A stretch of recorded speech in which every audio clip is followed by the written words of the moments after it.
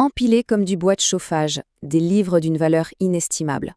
Une espèce entière rayée de l'histoire, sans même qu'on connaisse son nom. 4. 4 siècles d'extermination ont suivi la conquête. Plongeons dans l'histoire d'une perte catastrophique pour la science et la biodiversité.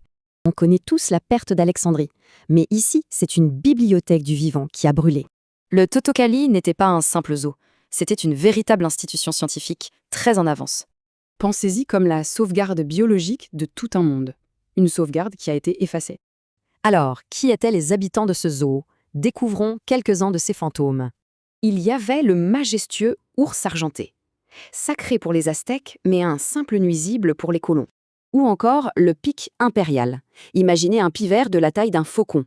La destruction du zoo en 1521 a lancé une guerre de 4 siècles contre ces espèces. Mais le plus troublant, ce sont tous les animaux disparus dont on ignore jusqu'à l'existence. La perte n'est pas que physique, elle est aussi intellectuelle. La science n'est pas que européenne.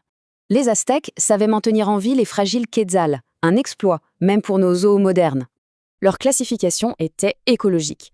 Elle se basait sur l'interconnexion des espèces, bien avant l'heure. Ce zoo était aussi un laboratoire médical avec des remèdes et des techniques chirurgicales avancées. Si le zoo était le matériel, les livres, eux, étaient le logiciel. Et tout a été supprimé. Des témoins ont décrit les anciens en larmes voyant des milliers de livres partir en fumée. Sur des milliers de codex préhispaniques, il n'en reste aujourd'hui qu'une petite douzaine. Tout le savoir du zoo, les registres, les recettes, tout a disparu. Un silence assourdissant. C'est le choc de deux visions, la nature comme temple à étudier, face à la nature comme ressource à exploiter. Des siècles de savoir anéantis en une seule nuit. On peut se demander si certaines portes sont fermées à jamais. Merci d'avoir suivi cette analyse. Aimez, commentez, abonnez-vous et suivez-nous pour plus de contenu.